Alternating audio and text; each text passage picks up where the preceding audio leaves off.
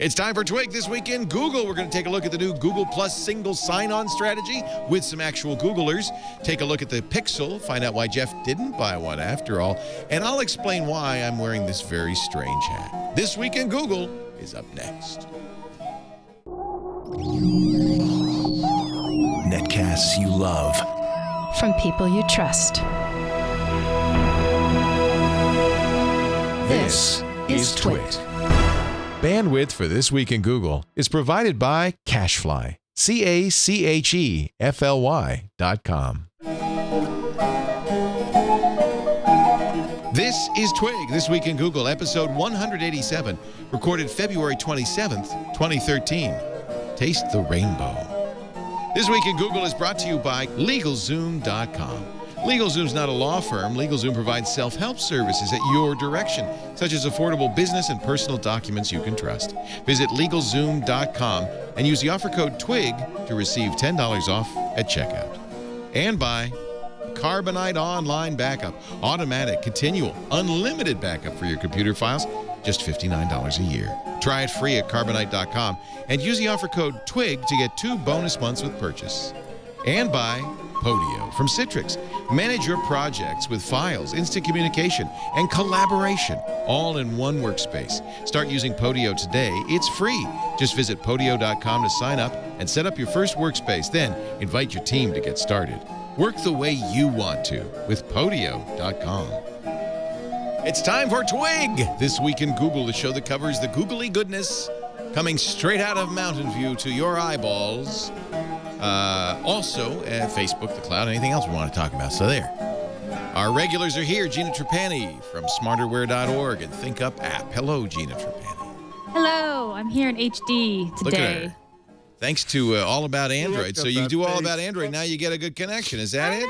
I know, that's it. Exactly. Loving All About Android, by the way. Yeah, thank you for hosting that with, of course, Jason and Ron Richards.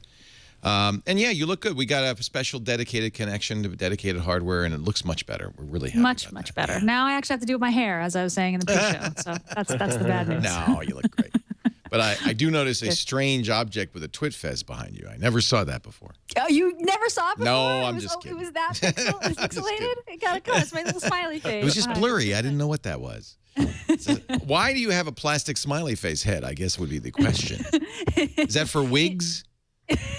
You know, it was just something that I had like as a kid. I've had it like almost my whole life. Oh, I've you're never kidding. thrown it away. It's a coin bank actually. It's just a yellow smiley face, and then I thought the fez fit on it perfectly. So God, it feels like it's haunting us. Oh no, it wasn't meant to be creepy at all. You don't find the noseless smiley face a little creepy?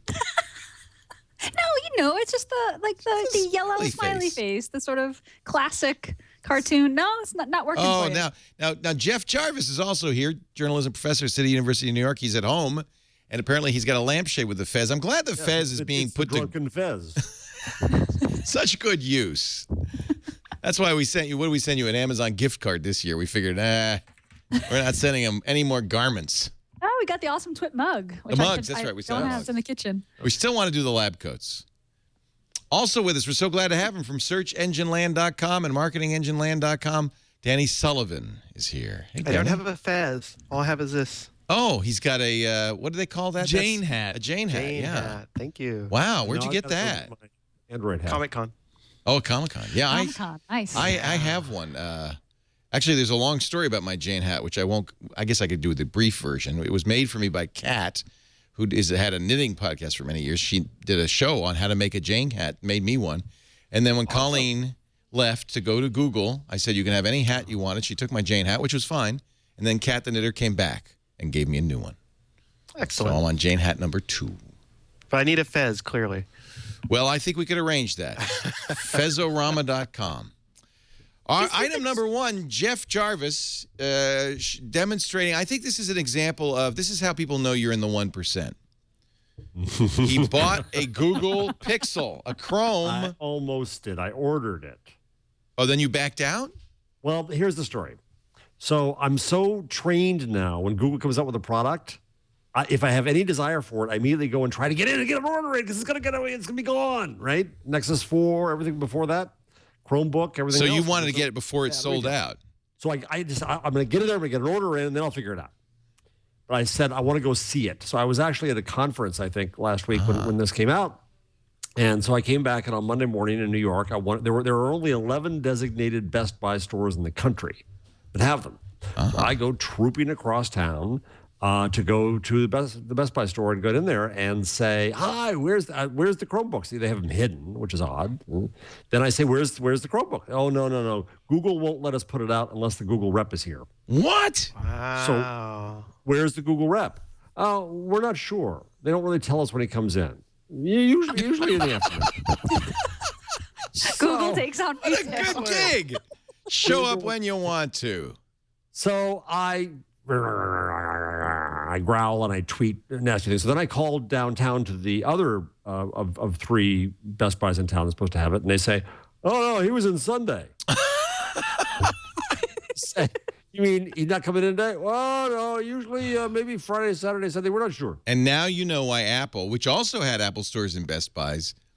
Oh, no, I guess it was CompUSA, but now you know why Apple has its own retail presence. So then I go back to the office and I'm thinking, this is a lot of money. I'm not so sure. It is just a browser. So I cancel the order. Not my usual spite, but I cancel it. And I say, I'm not think about it. I don't want this thing to arrive and they have to get rid of it. So, well, good news, as Biggity Bong points out, the Google Chromebook Pixel will never be out of stock. That's true. I think it will. There's some really good news. Well, then I do go back. In stock. I do go back, and I meet a nice man named Roy at the Best Buy, the first aforementioned Best Buy when he came in. Actually, I called that afternoon. I said, "Is the Google guy there?" "Oh, yeah, no, he's went out to lunch." This is a movie right here. Searching for Google guy. So then I delayed myself considerably with meetings at school, which you can do very easily, and wandered back over, and Roy was there, and I saw the Pixel. It is gorgeous. Oh, yeah. It is. It's solid. It's a beautiful screen. It's fast as can be. It's really quite nice and impressive.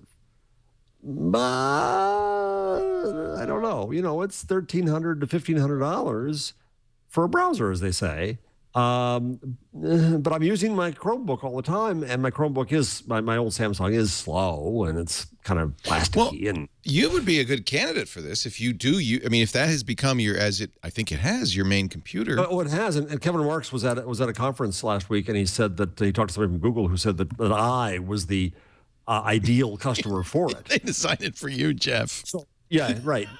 bad marketing decision.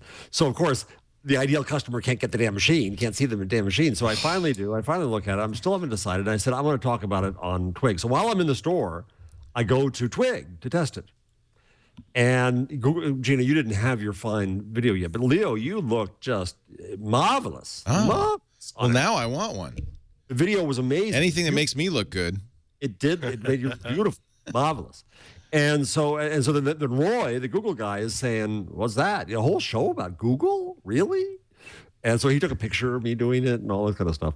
And so then I get back, and then this is the first time this has ever happened, because I've had other issues. A Google PR representative came and said, "Oh, I'm so glad you got the Chromebook." I said, "Actually, no, I didn't." An email. And then she just emailed and said, "Well, would you like a review one?" Yes. So I said yes. Good. So you'll have that soon. I'll have it soon, and I'm still very tempted. It is a limited machine. It is kind of absurd, but I do use it most of the time, and it is very solid. It's heavier. The battery's lighter. You get 5 hours, not 6.5 hours. Who's the market for this? I think it's not a market. User. I think Power cloud user. yeah, Anybody with a Pebble Watch. I think they're going to make something like 200,000 and probably give away 100,000 of them at I/O. You think you'll get one in I/O? Maybe we should go to I/O. It's pretty expensive. Gina, you're going I/O, right? I'm sure Danny, you're going I/O. Yeah. Maybe I'll go this year. It would be nice. I I would go. It'd be worth going I/O for that. Well, I don't know if they'll give the Pixel away. No. I think I don't know. No, they've given away Chromebooks every year, though, haven't they? First, it was the CR48, the prototype. Last year, you got the Samsung. And the Chrome box. And the they gave away box. last year. And the box. Which was neat. Yeah. I think the I think the Chromebook. I ordered one and it came on Monday. Danny, you have one. Oh, Yeah. You beat me, Danny, Yeah. as always. So I ordered it kind of as soon as it went online because I. Which one did you get? The with LTE or without LTE? No, without, because you can't get them with That's you like can't 6 get weeks. them with the without. But I don't want that because I have a phone and the phone has a hotspot, so I never really understand wanting to then have it in my device. Anybody who But that's buys just me. the Pixel should have his own LTE. Well, I think have you're two missing the LTEs, point. right? I've got Oh. an iPhone and I've got a Nexus. And they Have both another. Help yourself. I think It's you're way missing the thin. point. The Pixel is a no compromise solution. Clearly, Leo loves it and can't wait to get his hands on it. No, I don't want one. But it's- You know what I it's bought? not- Same it's price. And you're going to laugh at me. This is a Windows 8 notebook from Acer. Same price. Very much the same hardware. Touch screen. It's 1920 by 1080. Not quite as high resolution. Beautiful screen. And I love it. And it's Windows 8. But so, golly, I guess I could turn it into a Chrome. Well, this is the question. And somebody said, no, that's not a Chromebook. If I just promised I will never use anything but Chrome, would that be a Chromebook? Sure. That'd be the same thing, yes. right? Here's the That's what I difference. joked on Twitter. I said that if you can't afford the $1,300 Chromebook, good news, you can run Chrome virtually on any computer. The difference For like is a third the price. it's instant So on. yeah, if you Okay, you want to see how fast this turns on? This is from zero to full in 9 seconds. the Chromebook boots very fast.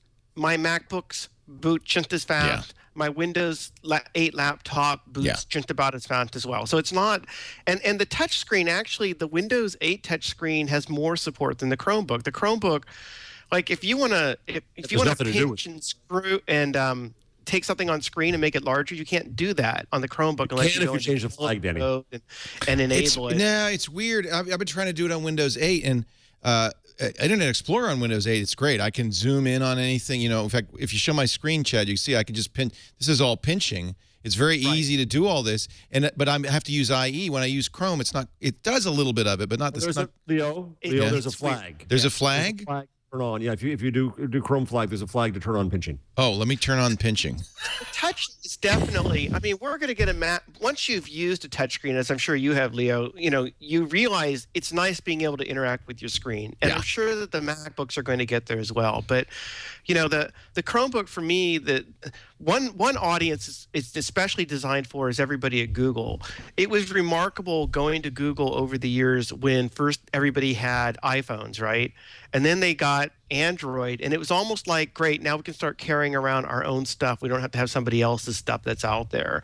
And yet you would still go to Google meetings and the MacBooks would come out everywhere. Oh yeah. Or the PCs. So now they'll have Pixels. You're going to see Chromebooks everywhere. Yeah. And everyone could, but it's a good machine. The biggest surprise for me really was that you couldn't change the screen resolution. So like I have a MacBook Retina, and you could use the full Retina quality, or you can give up just a little bit of quality, and you can actually see more things on the screen. You can go up to like 1440 or 1680 by 1050, and the Chromebook is just locked down to that. If you decide you want to see more, you kind of have to do this weird zooming thing with the browser, and that kind of threw me off. But one other thing that's intriguing, you can put Linux on it. You can either use Crouton to do a virtual Linux on there, right?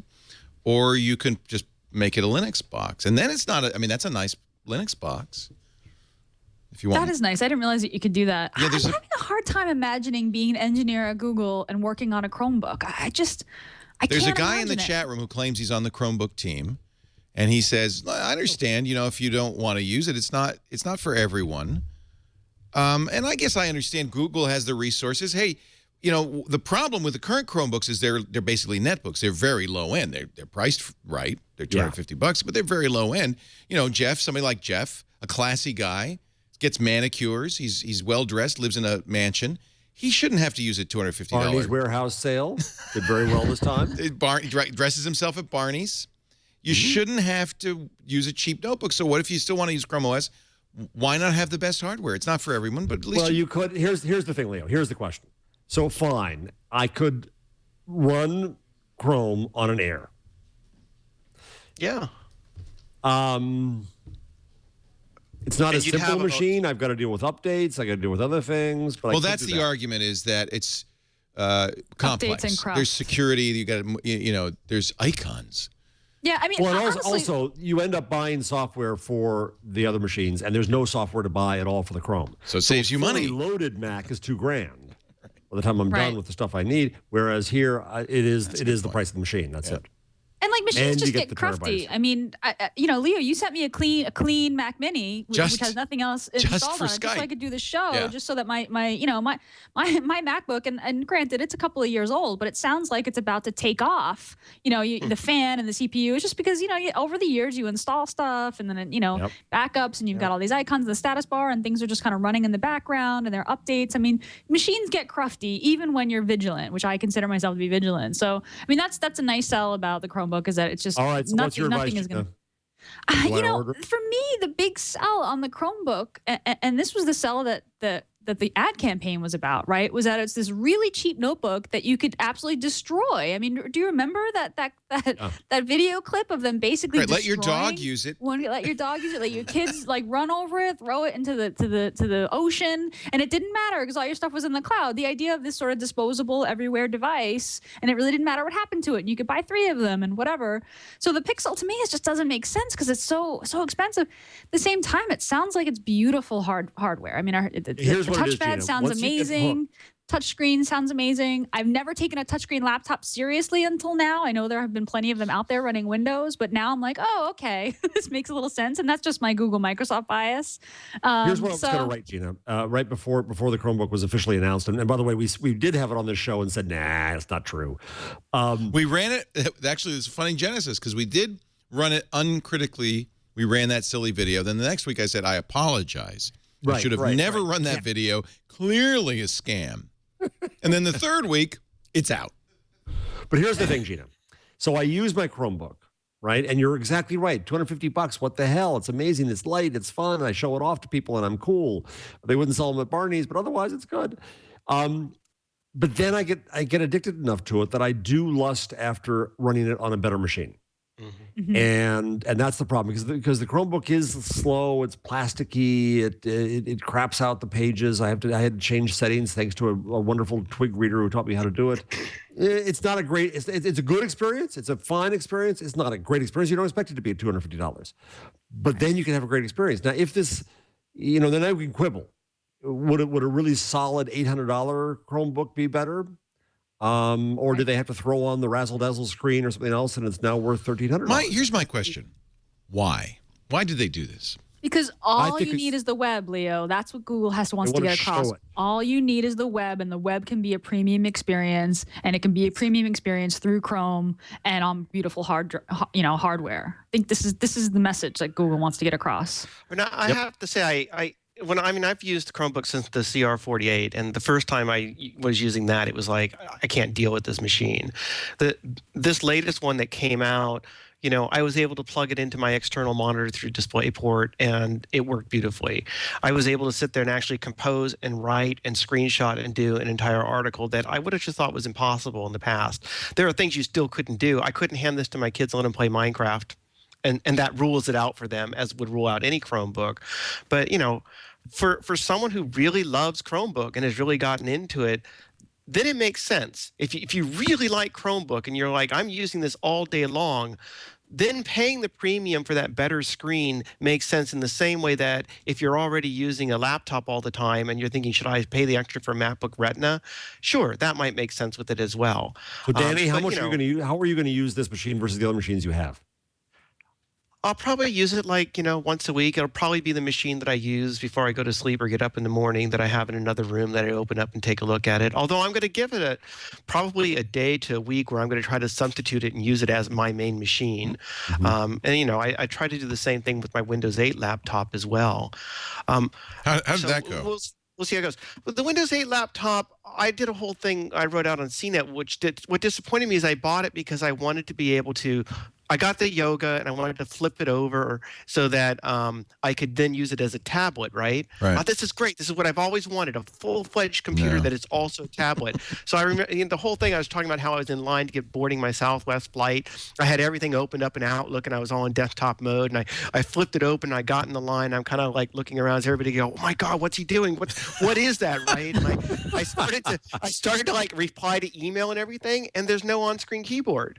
Well, wait a minute. That's a mistake. Mine has Mine isn't even a tablet. It has an on-screen keyboard. Keeps popping up, in fact. because you're probably in Desktop.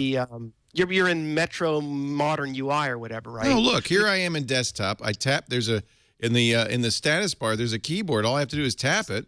Right. You get that, but that's not. Think about whenever you're using an actual tablet and you need to do input. Yeah. You don't have to then say, oh, you know what? I want the keyboard. I got to go tap the keyboard and then have it take up half my screen. You just start tapping and the keyboard comes up naturally. And I just found like in desktop mode, that really killed it for me.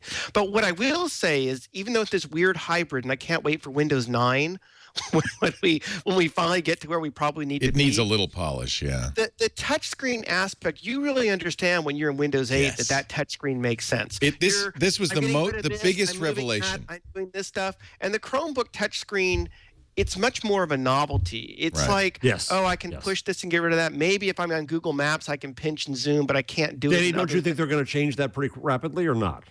Yeah, I'm sure that they will, but Windows itself is clearly ahead in terms of understanding we're going to build a touch-oriented, real desktop computer operating system. Well, let me put a little context on this, because Microsoft for 10 years sold tablets just like the Yoga, that converted, and there were laptops, and they flip-flop, but they were using XP, and it wasn't a touch-enabled OS. It was layered on top, just as it is with Chrome OS. It was kind of like, here, slap some touch in there.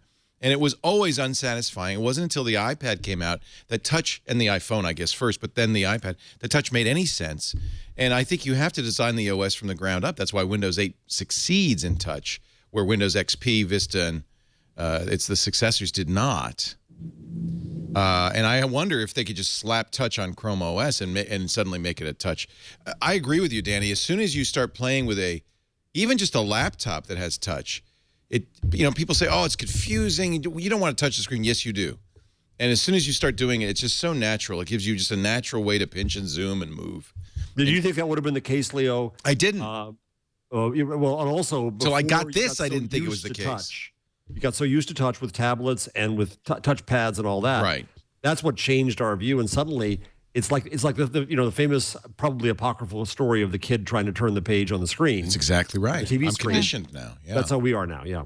Well, Yeah. but also the original Windows Touch was stylus, and that's not Yes. a good idea. There's Well, but you have a phablet. Well, You that's have a true. stylus now. Yeah, by the the way, my Note 2 died today. I couldn't turn it on. Oh no. Just died. So what are you going to get now? The HTC One, I think. You going to wait? What do you think about the Samsung 4, Gina? What do you think it's going to be? Looks good. I know. Looks This is good. a The good one time looks not good to have too, a though. phone. Yeah, it really Yeah, is it a good time to have a phone. The one is really cool though, looking as well. Yeah, I don't know. I'm still sort of married to the Nexus line, but yeah, a lot of good stuff coming out. I feel weird because I went from having a Galaxy Note 2 and a MacBook Retina in one day to a Windows 8 laptop and an iPhone. It's a switch. I'm a little disoriented. So your couldn't get back and forth. your yoga experience just wasn't enough, Danny, to convince you to stick with 8. Well, no, there's all sorts of things that also come into play. I mean, one of the biggest issues is this never knowing when I'm on the desktop or going into Metro, it's and very things kicking me confusing. back and forth. And I'd rather it be one way or the other. The other thing is, I mean, I use 3 external monitors when I'm working, right? So on my laptop, and I'm running Outlook down below, and then I've got my browser here, and I've got something I'm reading over there, and something I might be reading on my other mount. You can't see them, but I'm seeing my monitors. And when you go into Windows 8, while it supports the external monitors, it doesn't support the Metro portion of it. I can't put things up there, Oh, and it really? just was kind of freaky and weird. And I've been thinking about writing another thing about how I've actually found now that for a like 20-year Windows user, having shifted over to the Mac finally last year and giving up on running boot camp and trying to do everything, it actually feels really natural for me now. I appreciate that I can do all these things, that I'm not in one world or the other, and supporting my external monitors really well. And there's just little things with it, but Windows 8 just was not enough to make me want to kind of stick with it and go with it. And because the other thing too is there's so much that is touch oriented that when I get onto the external monitors, it's like you're trying to hover your mouse and get that little start thing to come up, because goodness knows we can't have a start button anymore, right? And you're having to do all these things that are really designed more to use your fingers, your touch. You want to pull something in from the side, right? And you know how you do that gesture to open up the charms window? And I find that when you're using a mouse and you're looking at an external really monitor, hard. it's sort of like, and so it's not worth the effort for me, and not with the external monitors and all the other things that are going with it. But like I said, when we get to Windows 8.5 or Windows 9, I think that's when we finally get rid of desktop and you have to go all in. Maybe it'll be more attractive to me then. So we got into this from the Pixel. Is there anything? It's interesting that Chrome OS led to Windows. Yeah. Yeah. Well, that's kind of the opposite ends of the spectrum: maximum complexity, minimum complexity. And I kind of, I mean, for a laptop, I mean, an iPad is even less complexity, I guess, arguably. Well, actually, no. I would say in a way, a tablet's more complexity because you things like file structure and all that. Yeah, you have it's apps. Just the web. Period. And how is your experiment? You have been using the Samsung. Oh, yeah. I've been meaning to write about this, and I haven't. I am happy. I'm living entirely in the cloud. I've had to go to Windows. Like today, I had to go to Windows to create. I'm going to India, and so I had to create a letter on Letterhead, which probably I can do in Docs, but I didn't know how, and I just said fine. But I swear, I haven't had to go to Windows to Microsoft products at all in the last 3 months. I've lived entirely in the cloud. The weaknesses, I would say, the Chrome, when I'm on the Chromebook, it's a little slower. Docs, I haven't found the way to find a spot that I've left off in a really long document. So I've had to cut up, the next long thing I'm trying to write into pieces. I think I told the story that Evernote, because it's not native to the Chromebook, when a page refreshed, it killed all my notes. Not fully Evernote's fault, but that's the way it was. But generally, no, I found it to be extremely successful, and I'm living entirely, not because of fanboy reasons, but because it just kind of became easier in Chrome and Android, and that's it. That's where I'm living. Wow, I'm not using any applications of any sort. And so the argument about apps being the future and apps being the future when we talk about tablets, well, I think it's the past when it comes to desktop and laptop, and I think that informs some of the thinking about apps when it comes to tablets and phones.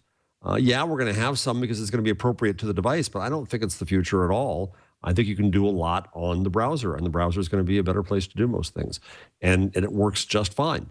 Google Docs. I've got to sit down and I'm going to fly Gina out and have a tutorial in terms of rethinking how to organize my world. I haven't put it into folders and stuff, so it's as bad as my desktop. Yeah, mine is too, actually. And I'm hyper organized about those things, but my Google Drive is just kind of a stream. It's just a stack. Oh, I'm trying to be unorganized. I've been organizing my drive. I've been like putting stuff in folders, and I need to do that because if I buy the Chrome, the Pixel, I'm going to have a terabyte of storage free for 3 years. That's another selling point. That's a nice selling point. I mean, Jeff, you are the target audience for the Pixel, right? This is like power Chromebook users. He's literally the target audience. He's the one. Kevin Marks, if you're in the chat room, remind me who it was. I believe the salesperson is directly heading to him right now to sell it to him. Roy. All will have been accomplished at that point.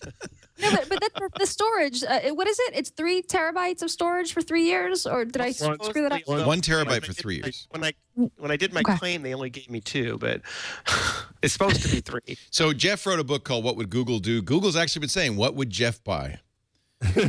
and they found it.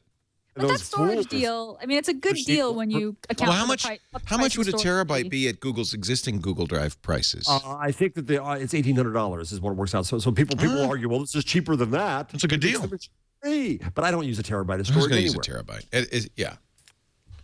Yeah. No. Well, I mean, if I uploaded every single thing on my hard drive, I would get close to a terabyte. I've got a terabyte backup drive. I just don't have any interest in uploading every single thing I've ever, every photo I've ever taken since 2000 when I got my first, digital camera. That's what Google and how long wants would it take you? I mean, that's a lot of data. It is, but the other issue then, and you could handle this, Gina, but the problem is then you really do want to back it up. I mean, Google's Google, but I want to back it up. So I looked today, Backupify has, I think it's $3 I don't know if it's a month or a year per user, for up to 35 gigs, something like that, of data, where you could back up your Google Apps account. So now we're backing up across cloud services. You shouldn't have to back up Google Drive. Come on, really? There was a very brief time when I had because I have. I have a set of folders and things that I always want backed up on my computer, and then I was having both Google Drive and Microsoft's Cloud Drive or SkyDrive use the same folder, and in the end, it was too complicated. They didn't play well together using the same set of folders. But yeah, you could do that. You could have Microsoft back up your Google one. But there's always just like, look, I trust Google to do better backups than I'm going to do. And I trust that their hard drives are going to be around a lot longer than mine are. But I always have this sort of worry. I mean, I'm just big on data liberation. I want to be able to get to my data. I'd like to be spread across, a couple of different places, including, a drive on my desk. And, what if something goes wrong and someone hacks my account or Google decides to shut it down for some reason that I don't know? Like, I don't have any recourse. I mean, I have this show. Like, I have better recourse than most people do. But I just always feel like, that's why I'm not going to upload every photo I've ever taken and just trust that, it's always going to be there, because you just never know. And I just like the idea that I could switch to something else if I wanted to. I don't see myself doing that because Google's products are great and I trust them.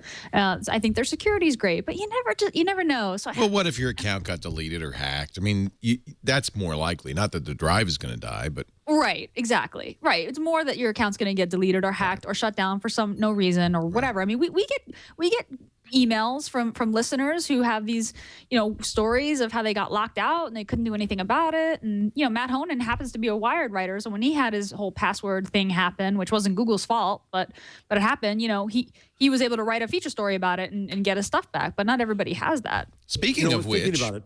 Oh, sorry. We were talking about using two-step authentication. He suggested turning that on. You did see that been busted. Yeah, my qualms about that all along were this the application-specific password. So-called application-specific password, which is not application-specific. And in fact, until Google fixed it, because a security researcher pointed out, you could use it to get into everything. Anytime. So all you have to do is get this low security. I mean, it's not as secure as my password because it's just all lowercase alphabetic characters. You could get into anything with that, including, until Google fixed it, which they did this week, get into the thing where you change the security settings. I mean, this was your point, Leo, all along. Like, two-factor authentication, as soon as it's not two-factor, which is not in the case of application-specific passwords, right? Because it's just one password, then the whole thing breaks down. And it's not even application-specific. It's a lie. It's not. It's a generic password to your entire Google account. 12 lowercase letters? Come on. Don't we have to kill the password? Yes. Yeah, but then people will kill us as they cut off our thumb. Well, and I think Google two-step works great when it uses Authenticator. That's when it's really two-factor authentication. Right. Because that's the difference. It's not two-factor. It's two-step. Because two-factor means something you know and something you have. In this case, my Google Authenticator running on my smartphone. So to log into my real Google account, I put my password in, and then I have to run on my smartphone Google Authenticator, which gives me a six-digit code, one-time use code. That's good. But because smartphone apps and all these other things that are using Google don't know anything about that, they had to offer this backdoor, and the problem is the backdoor is a backdoor. Right, the backdoor is as insecure. So the resolution here was that Google fixed it so it is truly application specific, that it checks the referral. No. They just make it so you couldn't use it to access certain critical Google services anymore. Okay. Like your security settings, because you could use it until this security researcher pointed this out. You could use your application-specific password to get into, where you set the cell phone that you use for the backup and the backup email. You could change that, so a guy gets into your account. Now he's got everything because you can't change it back. So you could change the security settings and then log in anything. Yeah. That was kind of a I'm glad flaw. they fixed that. Thank you. So back to the terabyte for 1 second. It just occurred to me. Yes, sir. That I know what's going to fill up the terabyte real fast. Google Glass. Yep. Oh, now we know. Video recordings direct to Google. Oh, that's why. That Exactamundo. take Right? pictures and videos you and no one else will ever look at again, but they are in the cloud. But That'll your be life the is in the cloud. prerequisite. If you want to have Google Glass, it'll only sync with your Chromebook Pixel. And you are It's really you're the nerd quarter of the 1%. It's the instant Oh, yeah. upload of Android. Yeah. Google, Yeah, Google all Glass that. will probably use Right. go the same way. Right. Didn't you love the TechCrunch article that says because of the cost of Google Glass, $1,500, even more than a Pixel, it will be for at least the first year. It'll be a record of the 1%ers jet setter lifestyle.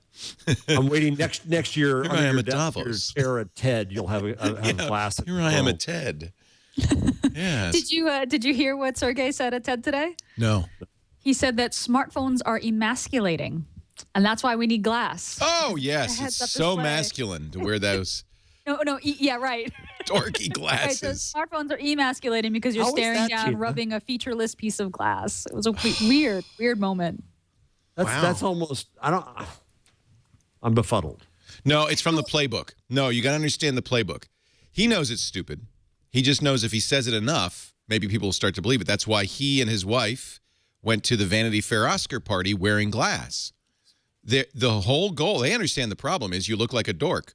So what do? You just, it's the big lie. You just say, no, you're not a dork. It's a dork to use Well, a you don't smartphone. look like a dork right now. You look like you're somebody who has one of those weird Google glasses that nobody can get their hands on, right? Maybe.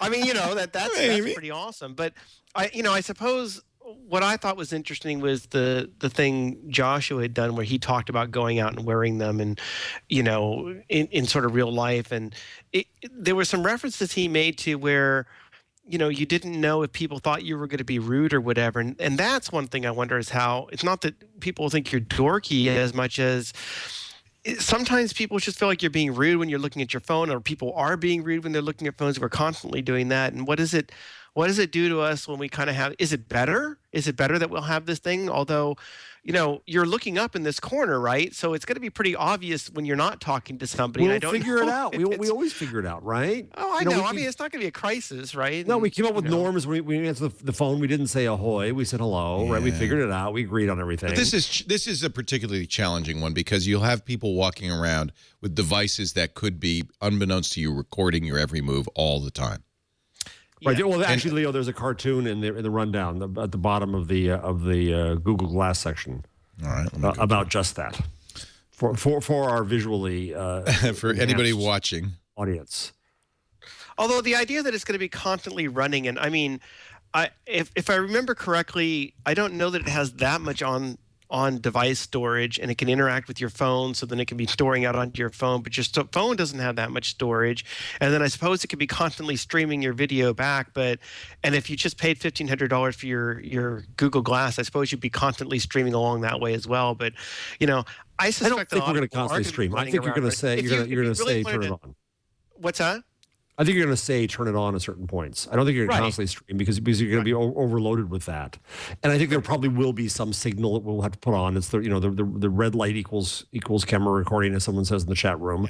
I think we'll do that. But we'll figure out these norms. The other thing is we presume now that it's rude to talk to someone on your phone instead of the person in front of you. But I argue, who's to say that the person in front of you is any more interesting or any more important than the person on the phone? And that's something we have to work out too. And young people are working that out. Sometimes they say, I'm sorry, this is more important. They're in front of Just you. because you're here doesn't make it more important. It's so rude when you're talking to somebody and the phone just rings and rude. you say, excuse me, and you answer the phone. That is so rude. It was so rude. It Leo. still is. We don't- It will always we'll- be rude. If I'm standing talking to you face to face and somebody says, hey, Leo, and I go, Jeff, excuse me, I'm going to go talk to this person. He looks more interesting. That's rude. It will always be rude. What makes it different on the phone? Because If it's Steve phone. Jobs, if It Steve was an Jobs was still emergency. alive, It was and a he was the call. one who said that, you'd go to talk to him. You'd say, excuse me, Jeff, I'd understand. You could say, oh, I'm so sorry. I really apologize. I have to take this. But you have to Well, apologize. I think And it's step hard away. because if you go back to when we I mean, I don't remember when we first had phones, but there was a time when getting a phone call was a really special thing, like getting a telegram. It was a big deal. And I don't know that has ever gone away, that somehow, there's a call coming in. It's almost like getting, a package delivered to your house as opposed to just getting your mail. Yeah. You don't necessarily run out and say, oh, the mail's here. But, the UPS guy's coming and you're like, so the idea that phone call is coming in, I guess maybe that's just some remnant of this is sort of important. But to me, what tends to be really, really rude behavior is that, you're with someone and then suddenly you're like going off to your phone, right? Not that you're talking to somebody else, right? There's some remnant of it. You've literally decided at that point, I'm gonna look at my whatever phone they're now. doing, this thing probably has something that's more interesting. I have never done this. Because Danny, what I love is when somebody brings out their phone, that's then the excuse for you to bring out yours. So I'm happy when they bring out theirs. It's the electronic equivalent of a smoking break. It really is. Exactly. It is. I can't handle human. You got to understand. This all comes to the fact that everybody in this room, probably everybody listening, and certainly everybody in Silicon Valley, are introverts who don't like people and would far prefer to be interacting with hardware. That's why they're in the technology business. And it's pathological. It's not normal. It's a pathology. It's not something we should celebrate. And I think if you start making this be the norm of a bunch of people who would far prefer to interact with a machine than a human, bad news. It's not a machine. You're interacting with other people through the machine. That's the point. We're figuring this out. Listen, not very long ago, it would have been rude for you not to respond to someone's letter. They sat down, they wrote out the letter, they sent it to you, and you don't respond. How rude, right? Now it's rude to expect someone to respond immediately to your email. Right. These things just change. But I think the pathology comes not in that, Leo. I think in terms of the notion of the machine. I think the pathology is with the stream, is with the, oh my God, there's something going on. I constantly have to see. That's where I feel. Well, isn't that the implication when you do that, that something's more important than the person you're talking to? No, it's that you're missing something in another world. Which is more important than my conversation with you. But Grandpa, you're just assuming. Hey, what do you mean, Grandpa? So I missed half this conversation because the chat room was more interesting. Oh! But Bravo, Gina. Well played. Not that this is just me. I mean, and I agree with you, Leo. I'm phone phobic. Like, I hate taking voice calls. Me too. So I generally keep my ringer on. I don't answer voice calls when they come in. But if I get a text, I will glance at it. And I will do that even if I'm in the presence of someone else, because it's kind of an asynchronous thing. Like, I can multitask. I mean, I try not to, in the middle of a conversation, do a deep dive into my Twitter stream. Because it's rude, and it's rude. Because it's rude, and I agree with you. But if I'm in a situation where I'm in a group situation where a few different people are talking and I'm only peripherally in the conversation, or if I'm in a lecture where the speaker just hasn't kept my attention, I don't feel like it's that big a deal. I kind of agree with all of you at the same time, but voice calls. I just don't do them. Incoming voice calls. I started writing a Medium collection. I have 2 pieces in it. That is not quite a collection make on redefining rude, right? Which really is this process of rethinking our norms. And you're right, it's rude today, but if everyone does it and agrees about the way we do it, then it's not rude. That's the whole point. You redefine it. I will say I love introverts. I'm in this business because I don't want to talk to anybody. And you talk to people all day, though. And yeah, I know, but not face to face. And I understand being an introvert, and I think that that's cool. And I think that that's why people get into Silicon Valley. They get into technology, and that's a lot of what's going on with this Google Glass. But I don't know if it's. I mean, don't you think it's already a bad scene that everybody? You walk downtown, everybody's Google Glass buried Google in their Glass phone. Put your eyes back up. Right. This is what Britain's trying to say, that it will stop a world where people are staring down. But it doesn't stop it. It just means you're looking there instead of there. It doesn't stop it. It hides it. It hides it. Exactly. Is that better? Well, look, with the heads-up display, you can see both at the same time. You can see the person that you're talking to, and you can also see, like, oh, hey, I just got a text message from my wife, for example, or, oh, I should turn right here. And it doesn't break the conversation or come across as rude the way that it would if you pulled out your phone and broke eye contact. I know, Leo. I see what you're saying. It's just enabling people to do it more surreptitiously. And of course, this is what would come out of Silicon Valley because it's what we want. And by the way, did you see the eBay price on it was a phony Google Glass, as it turned out, but it went well over $15,000. That's Wow. So I'm wrong, obviously. People desperately want glass. My mother is still upset at the moment because you can't get it. But I mean, to go back to the emasculating thing, I think that. How is it emasculating, not I defeminizing? think that and I'll guess, and I'll go out on a limb to maybe get more into the mind of what he was perhaps thinking, but there is an argument that we would like to have all this knowledge, like we have knowledge in our heads. We walk around, we interact with people. I see you, I think who you are, I think about the things that I know about you, what you've been doing, what your interests are. Nobody considers that when I interact with another person that I'm consulting my brain is somehow rude or somehow inattentive to them. That is Well what you said. expect. That's what you expect somebody to do. And if somebody doesn't have a good memory, what was your name again? They're an idiot, right? Or, they've been really rude to you when, for whatever reason, they just didn't twig on it. They didn't pick up on it, right? So we now have this ability to enhance our brains. And the way that we've been doing that is when we're on the move to use this phone that, we pick up this thing and we're like staring at this thing and poking away at it to try to help us enhance our own head and what's in there, to do the things that are already natural to us, right? And this is that kind of enhancement. And that's like, you're almost like, I can see what he's saying, that you're almost pleading with this phone to give you information. Can I have this? Can I have that? And Google Glass, I suppose one thing is, first of all, it is getting it closer to being what we're normally doing. We're seeing things the way we normally see, and we're getting this sort of enhanced vision. It doesn't put things up in front of you. I used one briefly, and I wrote a little piece where I talked about it being like a rear view mirror. When you're driving, you use your rear view mirror, and at first the rear view mirror feels really weird, and you're like, I remember never wanting to use it. I'll never get used to this. And now I can drive and I use that thing all the time. It's just part of what I do. And I think that that's the idea with glass, is that you're going to be able to use this and not feel like perhaps you're pleading with your telephone to enhance your brain, to get your brain to do more of what it already does. And the real step further is, of course, naturally the Google Brain implant, which sounds like a joke, but that's where it all goes, right? That's where it all goes to at one point. And any of the science fiction novels you want to pick where people read about this, it just gets it back into our head.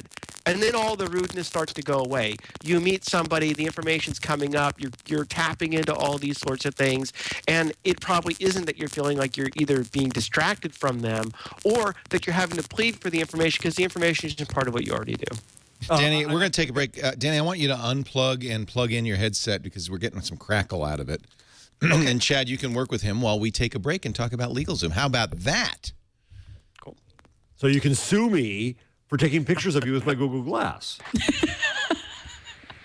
Son of a... Yeah, just don't wear that into the locker room. That's all I could say. Well, I wouldn't want to. LegalZoom needs a glass app that'll just be able to, activate the NDA, like off the record. I suspect in a year from now, when we do our LegalZoom ad, we'll be saying, and now, with a new form, don't shoot me, bro. Don't glass me, bro. Glass-free conversation. This is going to be a glass-free conversation. Would you sign here, please?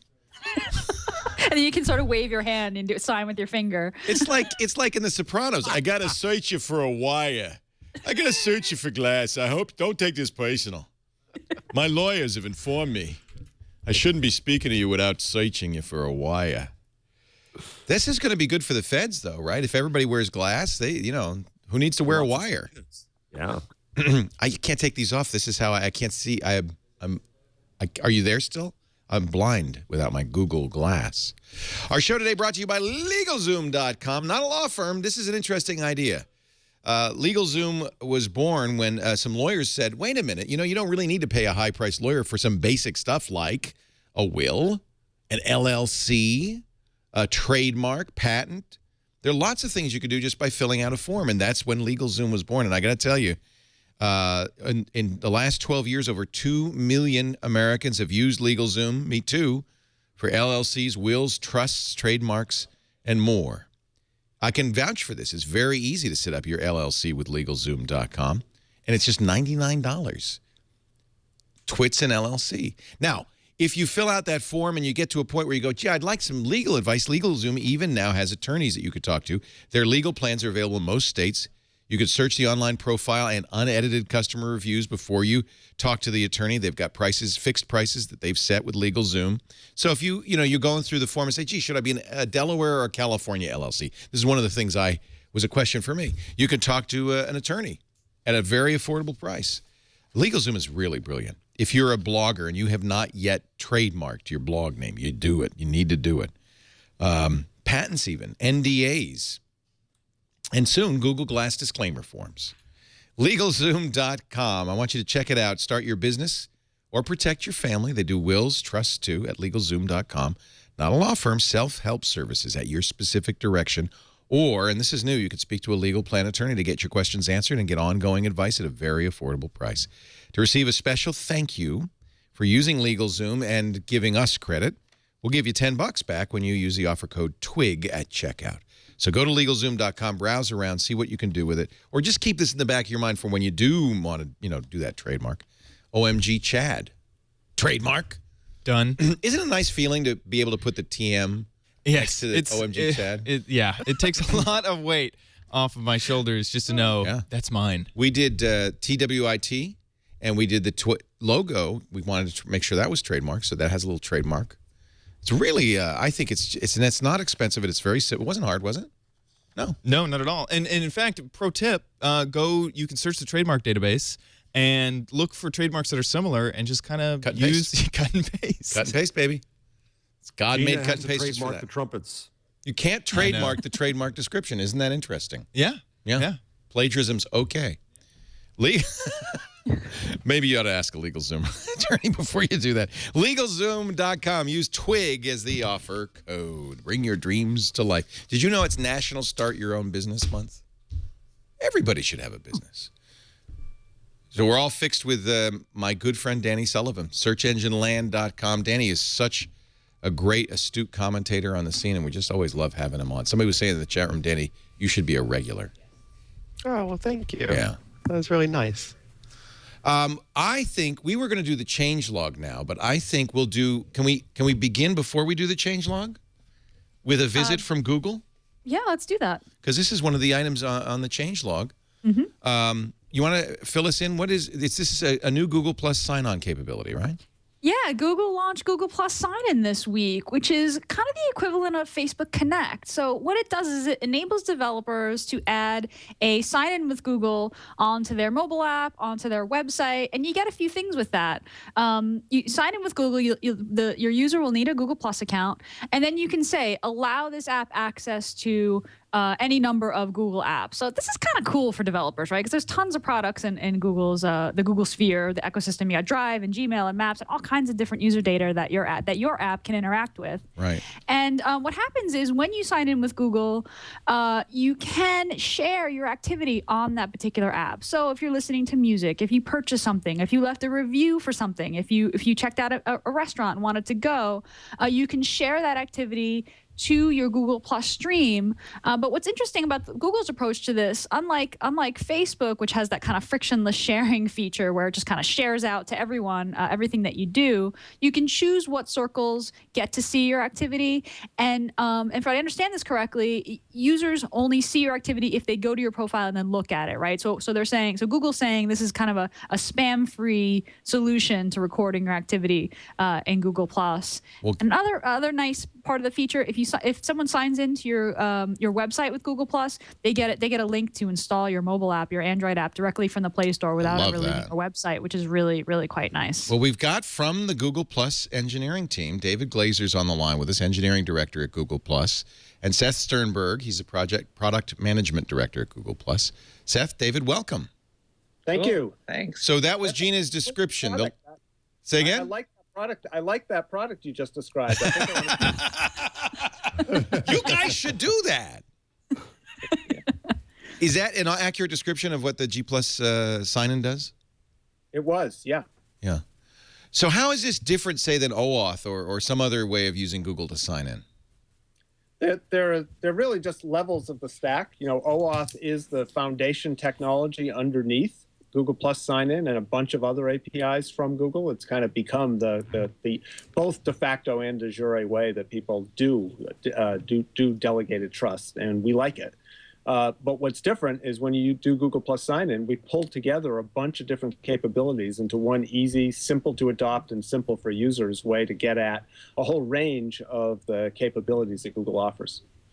And how does it differ from, I mean, it's basically Facebook Connect is the same thing for Facebook. Is that right? Or is it different?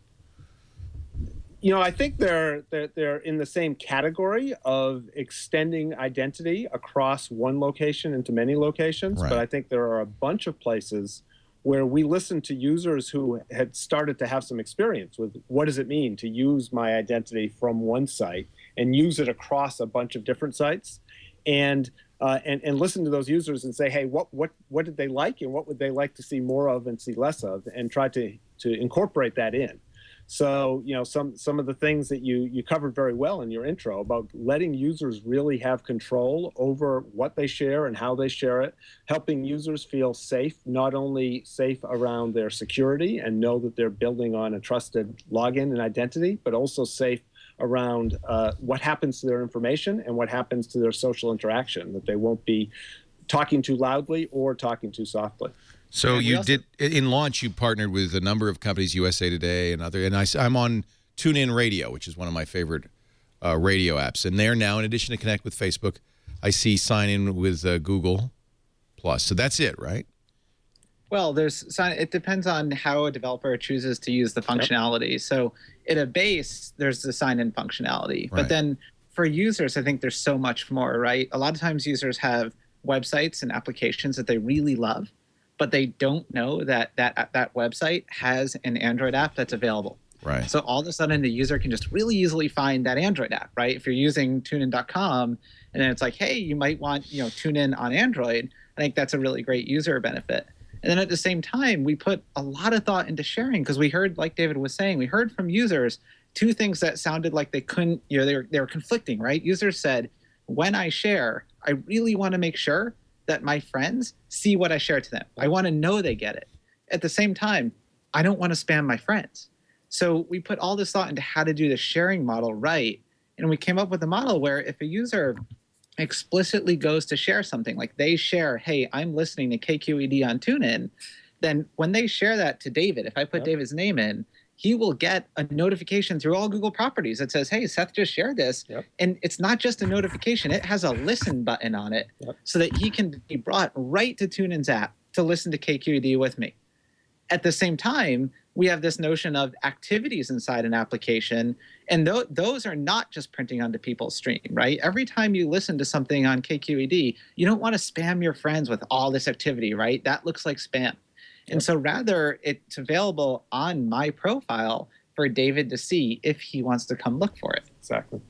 So I'm doing the TuneIn Radio login here, and immediately one thing that's different is make your app activity and listens available via Google, visible to you, and then you can have your circles, or you can have individual people, or you could have only you. You get the choice. So that's the kind of fine control Facebook does not give you right now.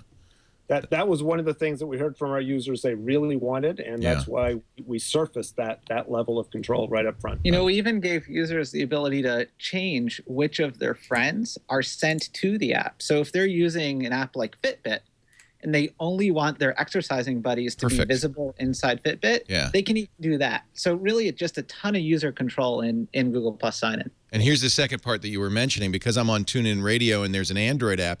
The next page says, oh, would you also like to install this on your Android device? And now, is it going to, when I add it to my, and you see I have a few Android devices, when I add it to my Android device, is it going to in any way know who I am, or am I going to go through the same login process through Google Plus on the So it will remember your settings. So if you created, like only my music lovers circle can see what I've done inside TuneIn, it will remember that, but you will have to reconsent on the mobile side. That sounds just right, actually. That's convenient, but I also want to reauthorize. And the Google Plus sign-in is available on apps as well, on the Android apps as well. Oh, yeah. We launched it for web, iOS, and Android. That's cool. Gina, you're the developer. Any questions for I do. So, the update that went out to Android, it added this green Google Settings icon in everyone's Android kind of app drawer that let users kind of control, what apps it had allowed access to their Google data.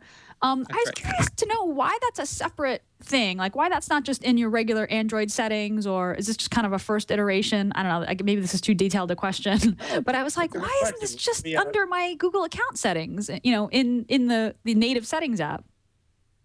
Yeah, it's a good question with a fairly boring answer, which is technically the mechanisms of updating different parts of the UI smoothly and in a way that we're sure could provide a consistent user experience across a range of devices meant that it was a lot more straightforward to put all of those settings in one new place. And then it had the other side benefit of making it really visible to the user where they can go. Because we want to, you can see in that dialog when you're first connecting with TuneIn all that user control.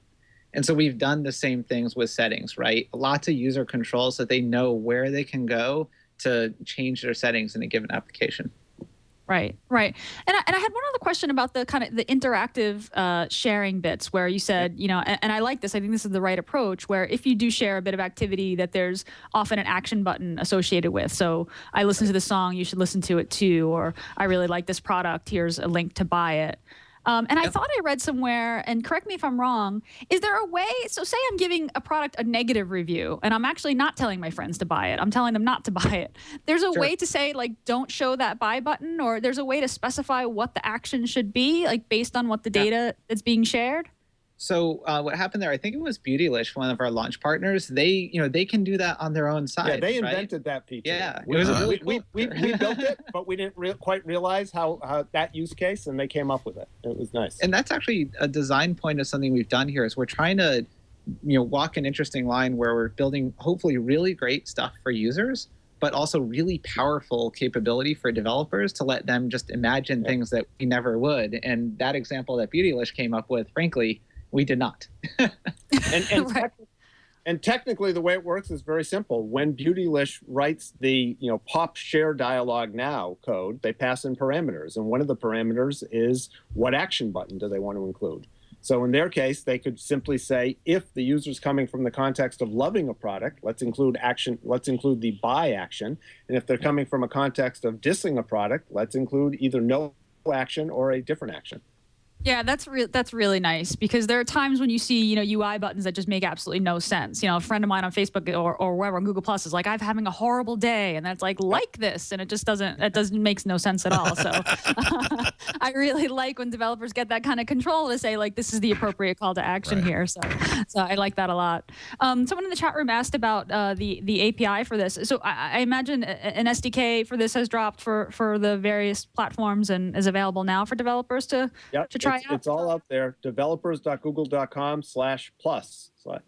And you'll find documentation for Android, for iOS, and for web access with client libraries and sample code available for all of the above. And we found it takes about a day to get an initial working, like, hey, simple sign-on, and then for really great integrations, only about 2 weeks. But it really depends what people want to do with the tools we put out there. You got a sample app right there on the page and everything. That's cool. Yeah. Neato. Seth, David, I want to thank you for joining us. Thank you guys for coming on. So are most Android phones going to get an OTA update to enable this, or how is that going to work? Yes. Okay. And I don't know exactly the progress of that rollout, but it's pretty far along now. And, I got one on my Sprint Galaxy Note yesterday. Yeah, it sounds like you have enough that you can sort of watch the progress. Cascades.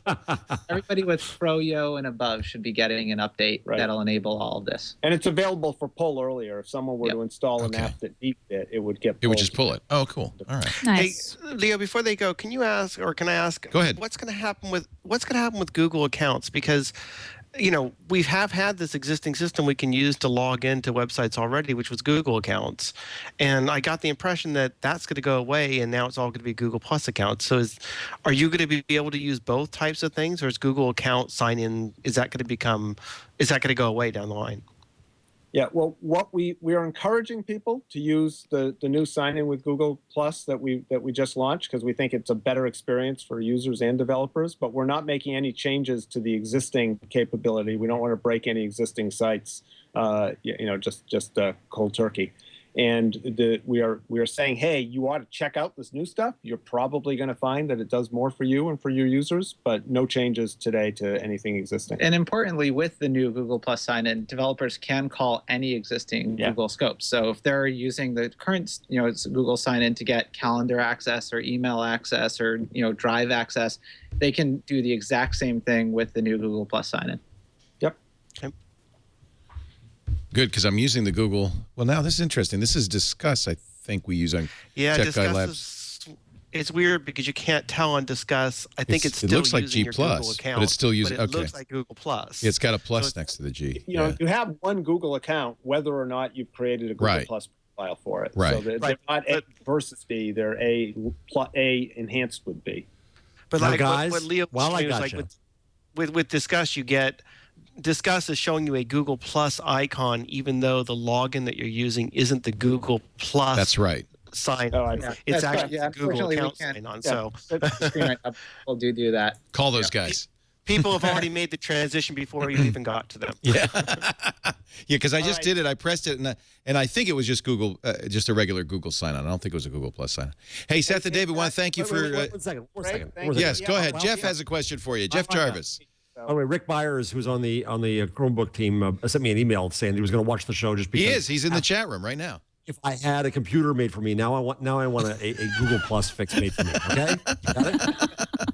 Thank you guys so much. Still having problems, guys, with the fact that I'm a loyal Google Apps user. I go immediately on to Google Plus. Now I have two identities. It's driving my world crazy. Yes, I know I can migrate, Google but Apps, I lose all kind of stuff and all kind of confusing. I just want to put them together into one and just be one person with you. I'm too schizo. Okay.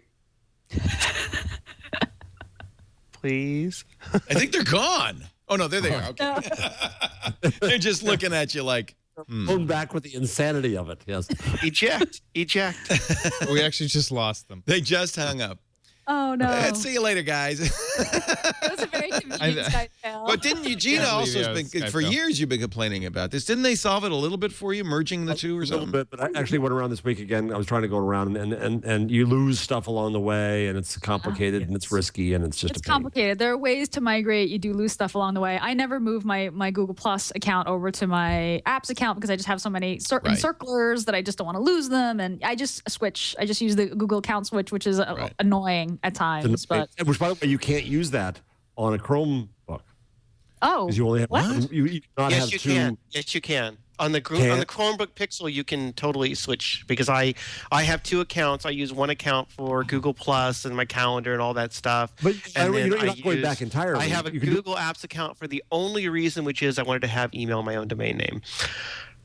But you can only use one at a time. You're not. Yeah, but you can switch between them. There's a little option you can switch toggle between rapidly. them, and it works pretty well. Jeff, got to buy a Pixel now, Jeff. I got to do it. Yeah. Got to buy a Pixel. Yeah. Well, we thank You can't David do that on a Glazer. regular Chromebook? I don't know. Go check, Danny. We thank David Glazer, Engineering Director at Google Plus, and Seth Sternberg, Product Management Director at Google Plus, for filling us in on that new feature. it was great to have them on the show. Hopefully, we weren't too hard on them. We'll get more Googlers in the future. I think it was just a scared them off. we didn't scare anybody off. No, it was a Skype issue. Yeah, we had a fell Skype off. issue. But they do have to run as well. As long as they're gone. You can do that on a regular. You can do that on a regular Chromebook. You can do it on a Just Chromebook click your little thing at the top corner. That'll be in the top right corner, and look down there. You should see a thing that says "Add Account," and you should be able to do it. Well, no, 'Cause I have Danny, an you old, just old replaced Chromebook, Gina and it's in my easier heart. than that. Aw. Aw, replaced. That's it. Not replaced. Enhanced. Enhanced. It's my Danny plugin. All right, we're going to take a break. When we come back, the full Google changelog with Gina Trapani and a lot more. Danny Sullivan is here from Search Engine Land. He's the new life hacker editor when it comes to Chromebooks. Oh no! Oh no! He's always great to have you, Danny. Jeff Jarvis from the City University of New York and BuzzMachine.com. Gina Trapani from Smarterware. Ooh! He's pulled out the Samsung Chromebook. Breaking it out. You know, that just looks so cheap compared to a Pixel. I think you should get a Pixel. You'd be so much happier, Jeff. You're a drug dealer, aren't you? I just don't. I want to buy. I don't want. It was good. I want you to buy it. After the break, I'll go and I'll grab mine and I'll show you the best part of it later. So we're gonna get a special show and tell with Danny in just a moment. But first, It's cool. a word about backup. You were talking about backing up your docs. Maybe you don't trust Google Drive enough. Add Carbonite. Now you got it all interlocking backup. This is the 3-2-1 backup rule. My friend Peter Krogh, photographer, wrote the digital asset management book. He's an expert on this stuff. In fact, there's a great website you could read that he created with the Association of Professional Photographers and the Library of Congress. It's called DP for digital photography, dpbestflow.org. And among other things, he's talking about all the different workflow things that photographers should consider. He talks about backup. Of course, that's important. If you're a photographer, you can't lose those images. Took a picture of a wedding. They're not going to stage the wedding again if you lose the pictures. You cannot lose them. So he talks about something he calls 3-2-1 backup. 3 copies of everything. That could be an original and 2 backups. That's fine. 2 different media. So a disk and a USB key. I guess that'd be all right. Better would be a disk and the internet. And absolutely one of them needs to be off-site because, you're not backed up if you got everything sitting next to the computer and the house burns down. It's all going. Or somebody steals your stuff. There's all sorts of disasters. You got to get stuff off-site. 3-2-1, this is the easy way to do it, Carbonite.com. Create a backup with Carbonite, $59 a year for everything on your computer, Mac or PC. And they do have different versions for small business, the external drives and all of that. But the basic plan, $59 per computer per year, less than $5 per month per computer. The backup is automatic and continuous whenever you're online, and it's backing it up to the Carbonite cloud. It's encrypted on the way using SSL, but if you want further encryption that only you hold the key, you could do that too. Carbonite enables that. It is a very good solution, and now you can try it free. You don't need a credit card. Just go to Carbonite.com, click that orange download free trial now button, and use our offer code TWIG. You get 14 days to try it free. That's usually enough to get your first backup set up to the Carbonite cloud. And then, if you decide to buy, you'll get 14 months for the price of 12, 2 free months. But you got to use the offer code TWIG at Carbonite.com. You got to back it up to get it back. So do it right with Carbonite.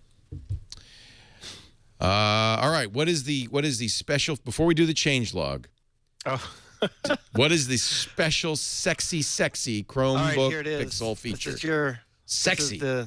This is it there, and if you see up here at the top, yeah, that indentation. You have there. the light bar, and when the laptop is open, the light bar will start to glow. Oh, it's pulsing.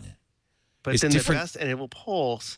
And then the best part, but it only lasts briefly. Yeah. And when you shut it, you get the green flash. Done, Google colors. Rainbow. I saw a rainbow. Hang on. I can repeat it. It's really easy. You just have to open it and shut it.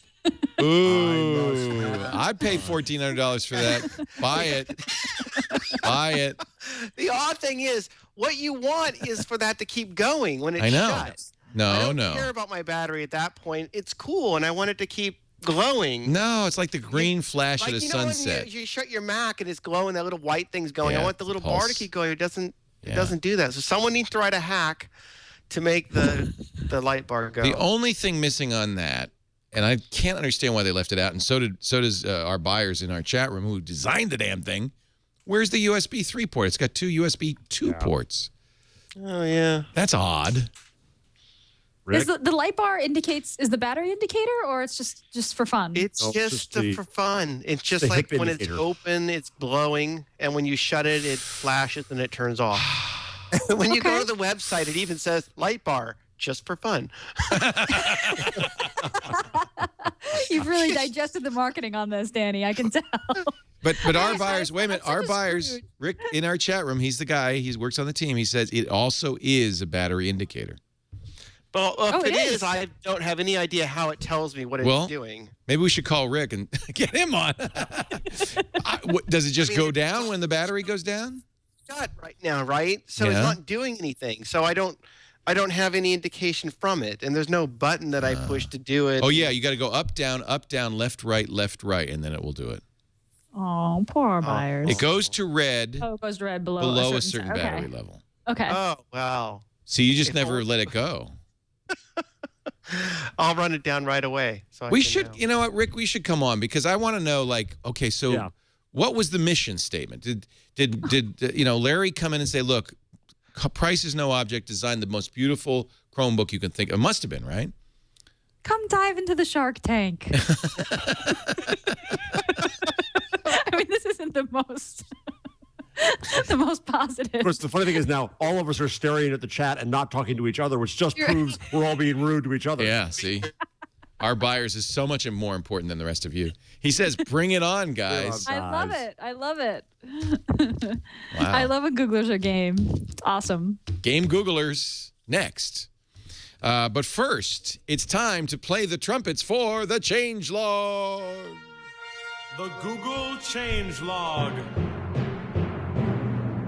Put that on your Chromebook. And smoke it. Every week, Gina Trapani tells us what's new with Google. Yeah, we got a few new things in Gmail, Search, and Chrome. Let me run through them. They're all kind of minor, but also kind of neat. First, we have brand new arrow key navigation in Gmail. So this is for folks using the web interface for Gmail. If you like your keyboard shortcuts, they just got better. If your thread list or your list of labels is in focus, you can use your arrow keys to go up and down. And if you've got a screen reader can read to you where you are. So just a nice little tweak there. I've talked before about there's a Gmail field search trial for Google Search. So you have to opt into this. It's google.com/experimental/Gmail field trial. This is the field trial that adds your personal information to your Google search results. So we talked before about how you can, if you've booked a flight and there's a confirmation email in your Gmail and you search My Flights, that'll show you whether or not your flight's on time, when it's departing. It'll show you files from your Google Drive. It'll show you recent receipts if you bought something, say from Amazon. Well, they just added upcoming events in your Google Calendar to this list. So if you enter this field trial and you search for something that shows up in your calendar, that'll also show up in your search results. Chrome has gotten a few new things that I'm kind of excited about. First, we've got better spell check in Chrome. Google says we've refreshed the dictionaries for Chrome's default spell checker. They've added support for Korean and Albanian and Tamil. I hope I'm pronouncing that correctly. But this is a really cool feature. Chrome will now sync your custom dictionary across your devices. So if you add a word to your dictionary, like I always have to add Lifehacker, I don't have to do that once. And then Chrome, if I'm syncing that, if I've got a custom dictionary sync set up, that'll show up on all my other devices as well. And users can enable that Ask Google for Suggestions feature. That's that did you mean? Google's constantly kind of monitoring the web for how people spell things. Google's rolling out support for grammar and homonym and context-sensitive spell checking in English. So that's using the same technology behind Google Search. And understands proper nouns like Bieber or Skrillex. So really smart spell check. It's quite a wide range from Bieber to Skrillex and everywhere in between. Skrillex. Google Chrome has a better spell check. So users on Windows, Linux, and Chrome OS will get these enhancements in the coming weeks. Google says Mac support is coming soon. Also, Chrome is got the web speech API in the latest stable build. I think I brought this up in the changelog when it hit the beta build. The web speech API basically means you're going to see more web apps that take voice commands, which is really, really cool because it's in the latest stable build. Google's also sort of merging Chrome OS into regular Chrome. Google just ported the Chrome OS app launcher, which is kind of the start menu, into the Chrome browser dev channel, right? So, and that's happening on Windows right now. Mac and Linux is coming soon. That means there'll just be a little button that launches your web apps, your Chrome apps menu. And fear not, if you don't use Chrome apps, that will not show up at all. You actually have to install a Chrome app in order to see that menu at all. This is the thing that I'm super excited about. It's far downstream still. It's not gonna hit the stable build yet, but I'm excited about this.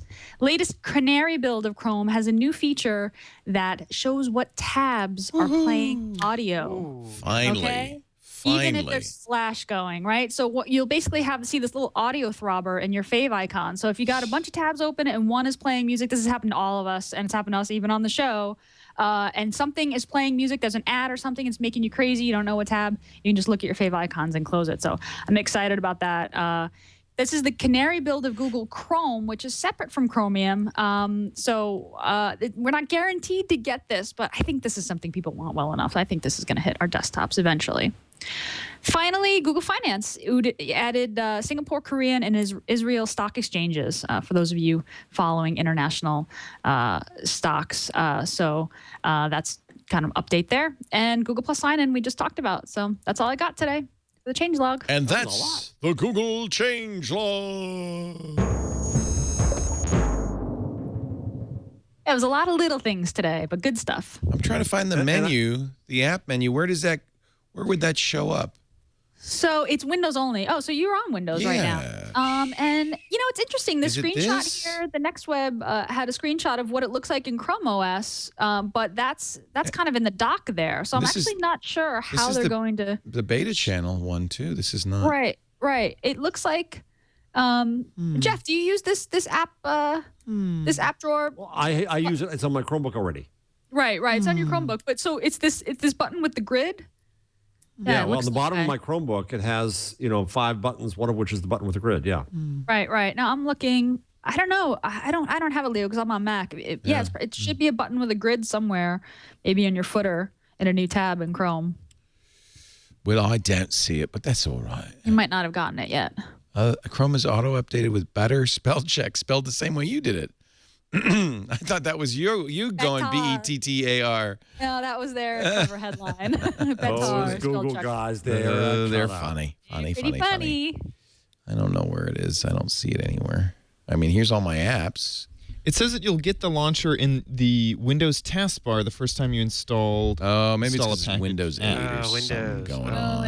And it's the dev channel. So it serves you right, Laporte. I'm in the dev channel. Dev or beta? Beta. Oh, that's dev, not beta. There's a difference. Oh, no, I'm in beta. Never mind. So it'll be in the taskbar. So it's not in the taskbar yet. Okay, good. Cool. I'll look for it. Cool. Nice to know. Let's see. What else? Well, I think, Leo, that I need to give an update. I need to give the weekly update. The rant. We could even have we actually have a rant theme. After you're done, we'll play the Jeff Rants theme. We have to do, of course, the Leistungsschutzrecht update. Gott im Himmel. Because I know you've been waiting for that, right? Yes, folks? Yes. So it's been going through the Bundestag, and there's been an effort to find a compromise, which is still dangerous. But the funny thing is, one of the parties proposed an amendment that said that it was okay to do one-word quotes or small snippets. One word. Yeah, so nobody can own a word that says. Isn't that ridiculous, right? One word. You can. How small is a small snippet? You can. Well, that's the thing. They didn't define it. So one party defined it as 160 characters. Convenient that it was nearly Twitter size. That a tweet would be okay. And now they just merely say small snippets. The irony of this, as I understand it, through my hazy, awful, bad German, is that what it means is the publishers went crazy saying, "No, Google, you can't quote snippets. You have to pay snippets," which was the entire purpose of the law, was to try to blackmail Google into paying. And now, if that's out of the law, then what does it mean? It just means that it's basically a copyright law again that says you got to pay us for content, but they don't define what's too small to pay for. Right. So it's going to be just as Lori Lessig would say, it's just a right to hire lawyers. It's a verkackte mess right now, but that's my Leistungsschutzrecht update. Do we have a rant theme yet, or are we working on it still? Wait a minute. Hold on. We're putting it in the queue. Jeff Jarvis, ladies and gentlemen.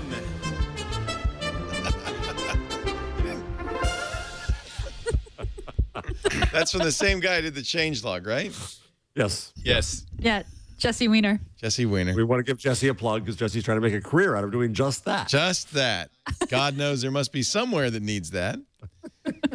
Somewhere. Jesse said, "I learned how to do this at Harvard, and this is how people getting to know me." That's what Harvard's all about. That's an Ivy League education for you. Why did they launch a Nexus 1 into space? It's the first phone. Get to the other side. All done. Let's see. France is going to. I want now, as bad as France is, because I guess they're talking now about a data tax.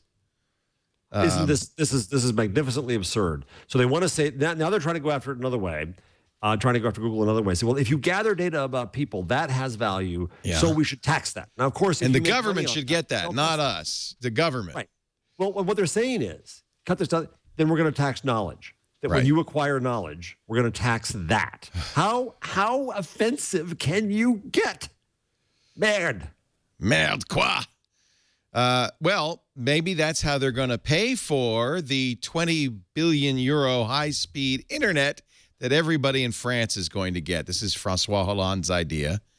You know, if you're a smaller country, I mean, France is small, geographically compact. Not that small, but small enough, I guess. What a great idea for jump-starting economic development. They say it could directly generate 10,000 jobs, but it also creates a nation of knowledge workers, and you could tax that. High-speed broadband in the densely populated areas would be about $7 billion. Telco is likely to bear the funding of that. $20 billion, $13 billion would come from the federal government in the more rural areas, the low population density areas. This is what kind of Google gigabit, right? But done by the federal government. He said that it wouldn't all be paid by the government, but 13 out of the 20 is government, and $7 billion comes from. They didn't say what speed, but what they define as high-speed broadband is 50 megabits or better down, and 5 megabits or better up. I'd like that. I have that. I have better than that now with my Fios. Do you? I'm jealous. I got to 50 down and 25 up. I would move to France to get that. And a few other things. Stinky cheese. How do you say this week in tech in French? Cette semaine en technologie. CSET. Shit. So classy. Bienvenue à 7. Je suis Léo Laporte.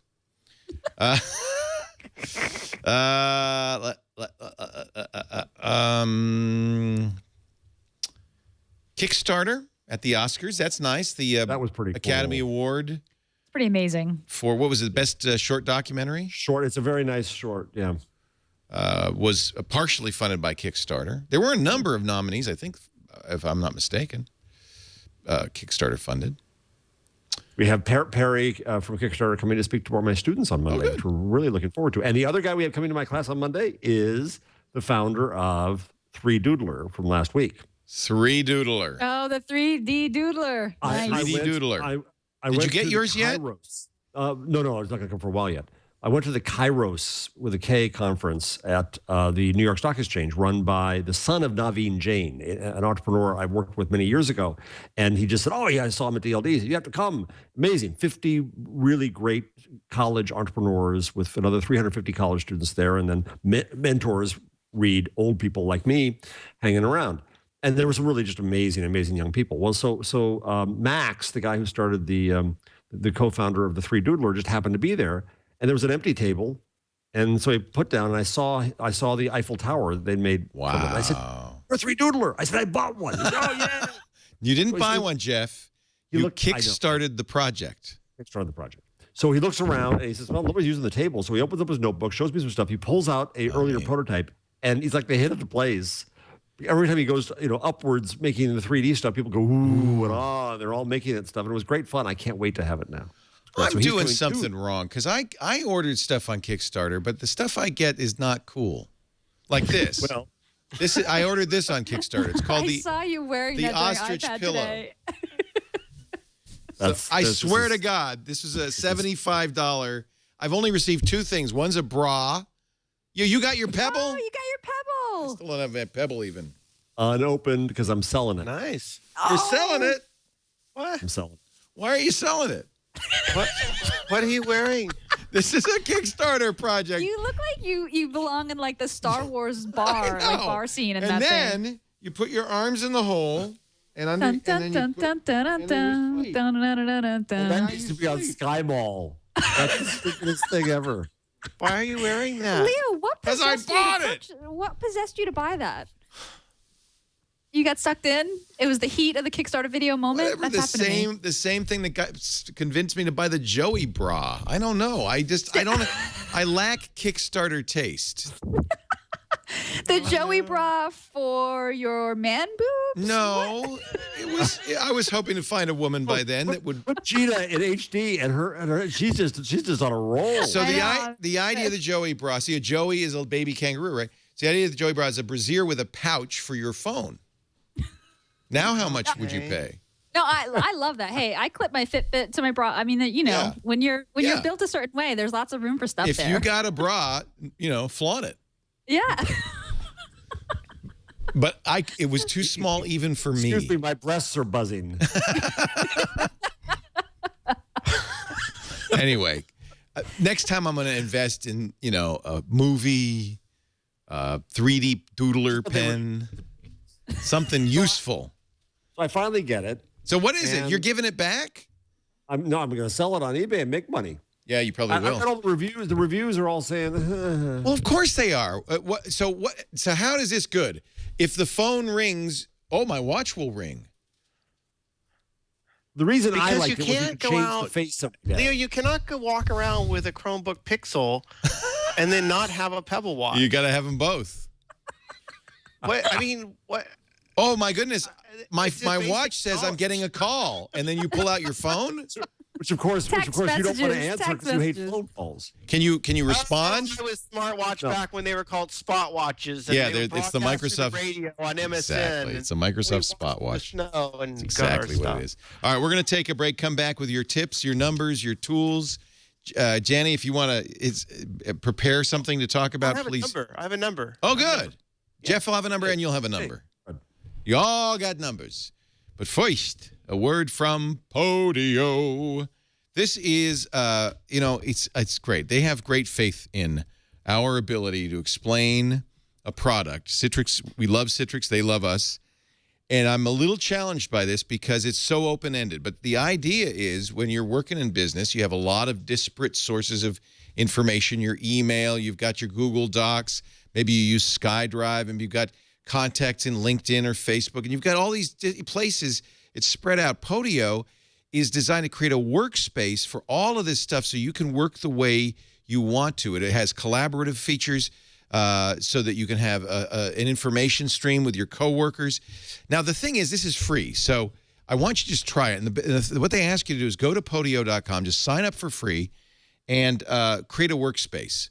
And that's the idea. They have workspaces for all different kinds of things, project management, which we're gonna do, or information feeds, CRM, as they say. So there's a lot of different things you could do with it. So get in there, sign up, set up your first workspace, invite your team. That's really important. And we use it. We use it for show preparation. We're going to absolutely use it for live events, like when we do CES. This is what we've been waiting for. Something like this. We use Google Docs, but don't worry, it integrates beautifully with your Gmail, your Google Docs, with everything that you're using. It's very flexible, and I invite you to try it. Podio, Podio.com. If you're in business and you're trying to manage information, trying to work with a team, Podio.com, please try it. It's absolutely free. You don't have to pay anything to try it, and the workspace, just pick one that you like. It works the way you want to. We've had some really interesting ways of using Podio that I've been very happy with. Podio.com. Sign in with your work email. Then it'll be easy to invite your coworkers to get involved. My favorite feature is you can make your own apps. Yeah.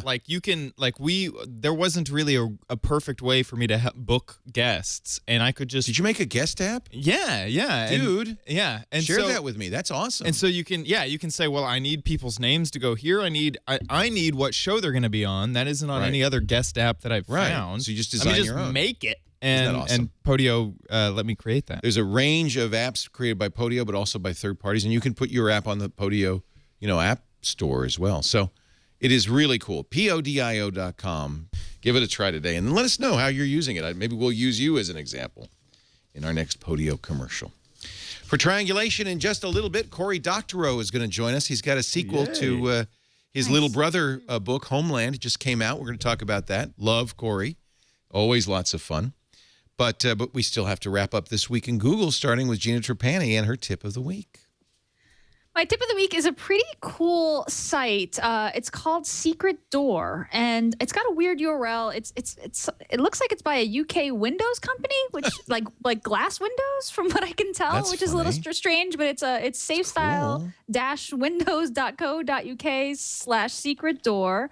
And what on the it door, Leo. does is you click on the, it shows you this door. You click on it, and it basically just brings you to a random but amazing street view photo. Wow. So Leo just clicked on it and wound up in an office somewhere, and it's completely random. With You a duck in it. with a duck in it. And horses. Yeah, and then you can click on the door and go to another place. Like I wound up at SeaWorld at one point, and I wound up at a carnival at another point. They're just completely random but absolutely gorgeous street view images. Oh wow, Leo, you keep clicking and keep winding up indoors.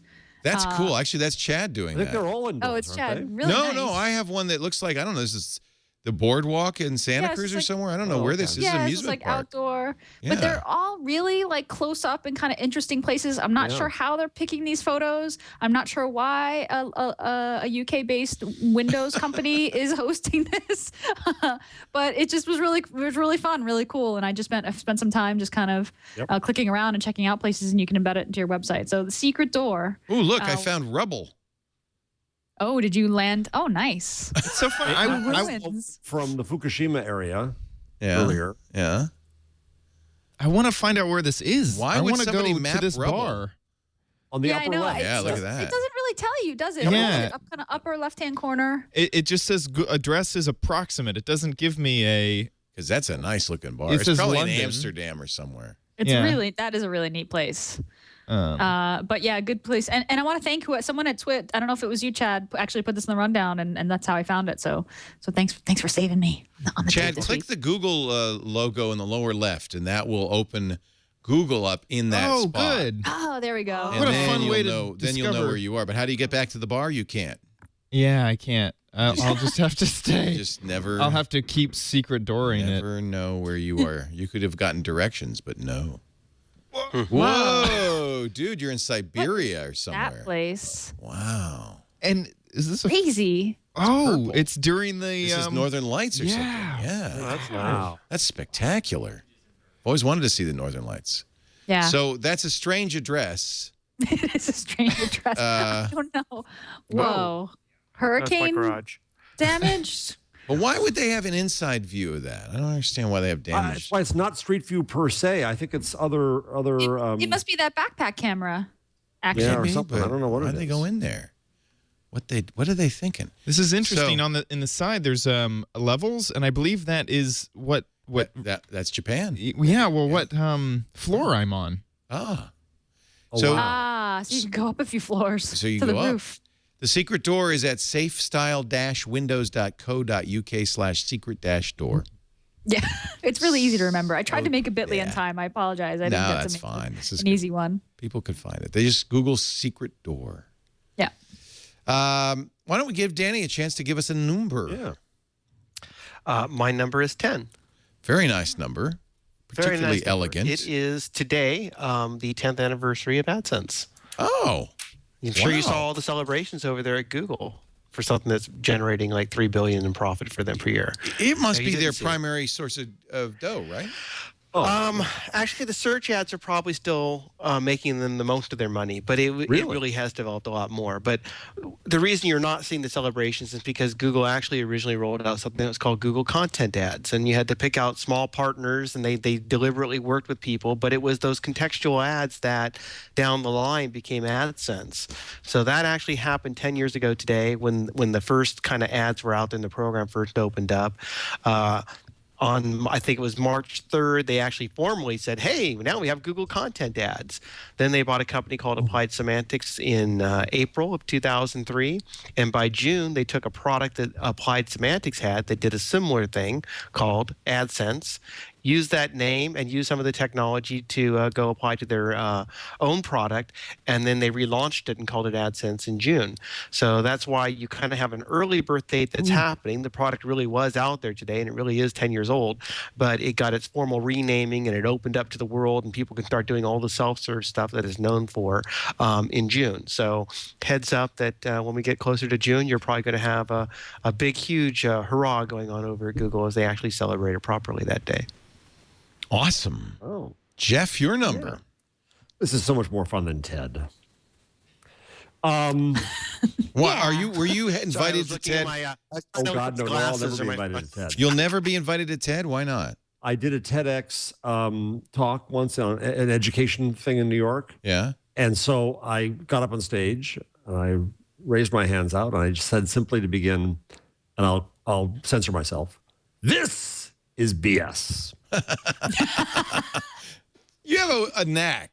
That's all I got to say. The lecture is wrong, and they're talking about education. That's the whole point. Yeah. Here it is. It's a TED, and it's a lecture. So I'll never be invited. Plus, I make fun of them on Twitter. Yeah.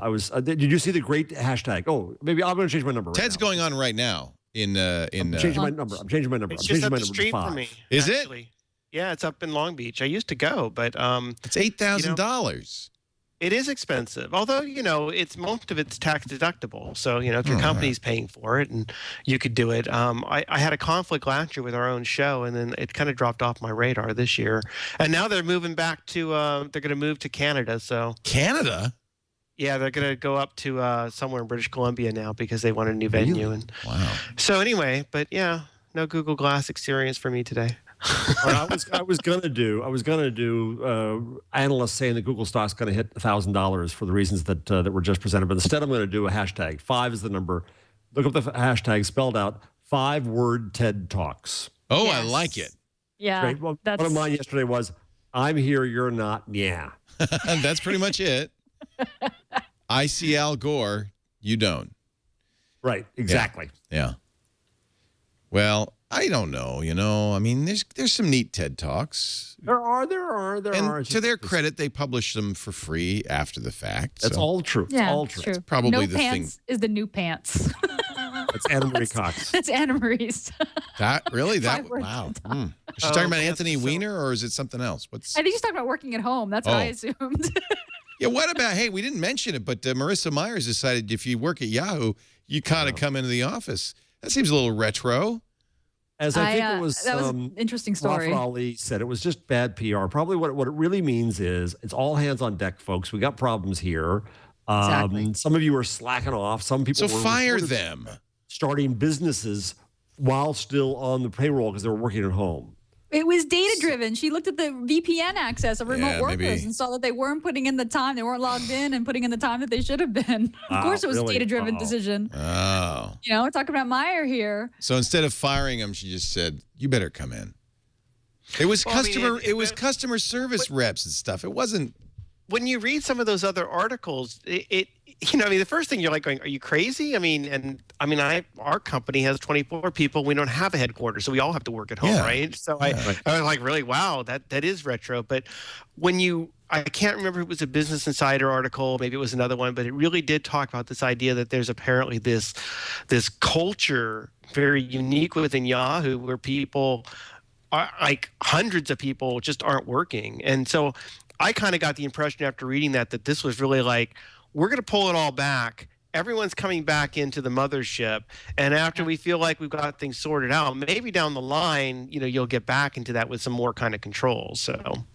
Yeah, this is totally her saying, we mean business. We got to get this company back together. And I agree, Leo. I know that these workers, I blame management for this, bad management of the remote workers, that they're not getting their work done. Yeah. I completely agree. But I bet that once she just wanted to rein back in, get competent management in place, and that this won't be a permanent thing. But this is just Horrible her way PR. of saying, like, Horrible. Yeah, and she got horrible locked up. PR. There was a really obnoxious kind of TED pretender called the Wisdom 2 Conference. Just the title sends my teeth going crazy. And so I forget who it was, but was on stage, was just railing at Marissa for being, anti-women, anti-feminist, anti-this, anti-that. She's got to run a company. I get that it's not exactly forward-thinking, but she's got an issue with her company, and she's trying to get it back on track. It betrays something though, because it would just as easily have been easy to do this. Go to the managers, say who's not performing. Yes, you're right. One by one, call them back in. To put out a company-wide memo, which Kara Swisher will, of course, immediately publish and did. Yes. Is just kind of tone deaf. You would think that, and it sounds that way, but you know, the scale of it. You know, first of all, it wasn't. You know, and okay, obviously it was going to leak out there, and if they had gone through it a different way, realized it was going to leak, they could have done it. But you probably don't want to be going out there and saying, "Hey, our company is really dysfunctional. We don't even know if people at home are working. Therefore, we're going to do this sort of thing." That's a point. That's a point. That was one thing. But the other thing is that it's difficult to go and say to somebody, is somebody who works for you but doesn't work with you actually working? I literally don't know if I have like 12 people who work for me in different ways, you know, because our company is divided up and I'm on the editorial side. I literally don't know what they're doing. I don't know that they're actually spending 8 hours a day doing all the stuff that they're supposed to be doing or whatnot.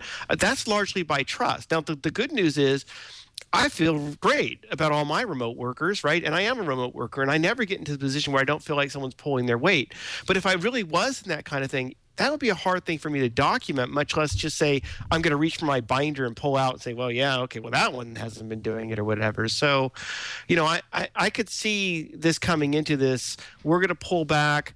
We're going to get back to a baseline, and then we can see what we go with it from there. But, you know, it certainly did blow up into a PR nightmare. Yeah. And she knew that would happen. She knows that Kara is going to publish her internal memo. Right. I mean, you know, and that's what Kara does. Yeah. I kind of gave her like kudos for making an unpopular decision in the service of, you know, getting the company back on track. And, you know, regardless of what other people think, I mean, you know, it really could go either way. One of the articles about it said that she, you know, she's been really frustrated watching the Yahoo parking lot be really kind of slow to fill up in the morning and very quick to empty out at 5 p.m. I mean, if anyone says anything about her, it's that she'll work anybody under the table. I mean, she works. Yep. She's a complete workhorse.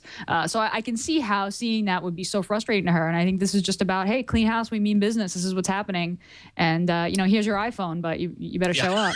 Well, but then that's to me a symptom of something which is a bad thing, which is she lost her temper, did something that was a PR mistake in a fit of pique. And that shows a lack of control. No, I don't know that. I mean, I didn't get any impression this was like some sort of I'm really angry type of thing.